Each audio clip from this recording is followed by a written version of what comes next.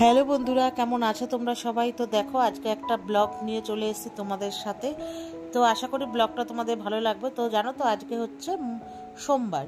তো সানডের পরে সোমবার। তো আজকে হচ্ছে, তো মেয়েকে তো স্কুল আর বরের অফিস, আজকে সপ্তাহের প্রথম দিন।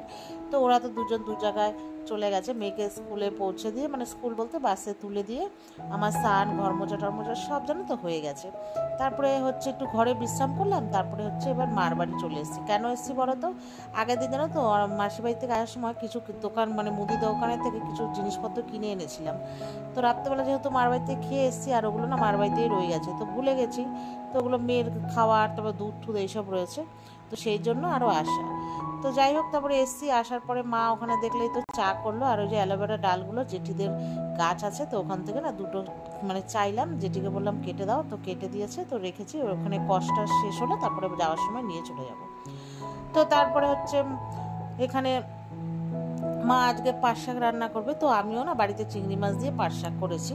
তো ওই সব রেসিপি না, তো মানে ওই রেসিপি আর বা রান্না তোমাদের কোনো ভিডিও শেয়ার করিনি। আজকে যেহেতু মেয়ের স্কুল প্রথম সপ্তাহে মানে শুরু হচ্ছে, তো সকালবেলাটা বুঝেই যাও চাপের, মানে মেয়েকে টিফিন করে দিয়েছি, স্যান্ডউইচ মেয়োনিজ ফেয়োনিজ দিয়ে বরকে রান্না করে দিয়েছি আমি। মানে ওই সময়টা প্রচণ্ড চাপ হয়ে যায়, ওই ভিডিও করাটা একটু মুশকিল হয়ে যায়। তো তারপরে দেখো, এখানে তো হয়ে গেছে সব কিছু করে, তো বললাম চলে এসেছি। তো যাই হোক, তারপরে এখানে তো চাটা খেয়ে মা বললো যে তুই পাট শাকের আজকে তরকারি করবো, তো পাট শাকগুলো বাঁচি আমি আর তুই। তাই বললাম তুমি ওখানে যাও, রুটি আর ভাত ঠাত বসাবে বলে বসাও, আর আমি এদিকে বেঁচে দিচ্ছি। তো এগুলো তো জানো, বাবু না বারাসাতের হাট থেকে নিয়ে এসছে। মানে আমাদের যেহেতু সবজির ব্যবসা, যে ভ্যানালা থাকে, ওকে বলেছে এনেছে। কি বড় বড় পাট শাকগুলো দেখো, আমাদের এখানে একটুখানি আটি, এক আটি, আর এখানে দেখো মানে এক একটা কত বড় বড় মোটা মোটা। তো যাই হোক, মা ওখানে রুটি করে নিয়ে চলে এসছে। তো সকালে তো এক চোট রুটি হয়েছে, আর আমি তো আটার রুটি খাই না, খাই ময়দার রুটি।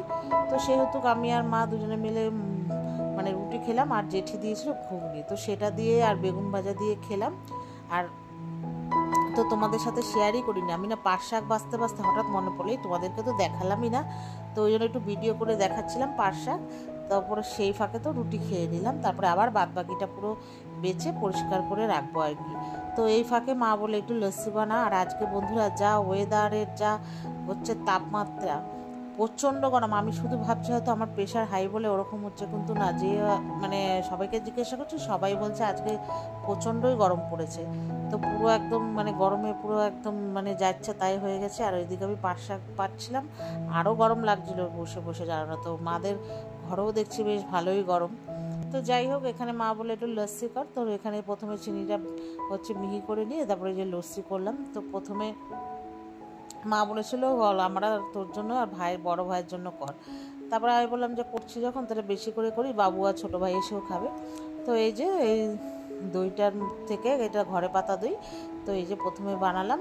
তো প্রথমটা বানিয়ে হচ্ছে রেখে দেব, মানে বাটিতে ঢেলে রেখে দেবো। তার পরের বার আবার একটু করবো, ওই পরের বারটাই আমি আর হচ্ছে খাবো, তোমার মা। তো বড় ভাই আবার গন্ধরাজ লেবু টেবু দিয়ে খাবে, বুঝেছো, গোলমরিচ দিয়ে। মানে ও বললো কেন চিনি দিয়ে করলি, তাই ও গুড় যেহেতু খায়, জাগরিক পাউডার, তো গুড় তো দিইনি, যদি এতটা করবো গুড় দিলে তো পুরো শেষ হয়ে যাবে, তো সেই জন্য আমরা চিনি দিয়েই করলাম। তো যাই হোক, তারপরে এখানে এক মানে প্রথমটা করে যে ঢেলে রাখবো, তারপরে আবার একটু করব। মা বললো কর, সবাই গরমের থেকে আসবে খাবে। তো এই যে আবার মানে আর কি করা স্টার্ট করলাম। তো মোটামুটি এবার হয়ে গেলে আমি আর মা আগে খেয়ে নেবো, আর আমি খেয়ে আবার পাট শাকগুলো বাছবো আর কি। তো সেই জন্য আর কি তাড়াতাড়ি করে করছি।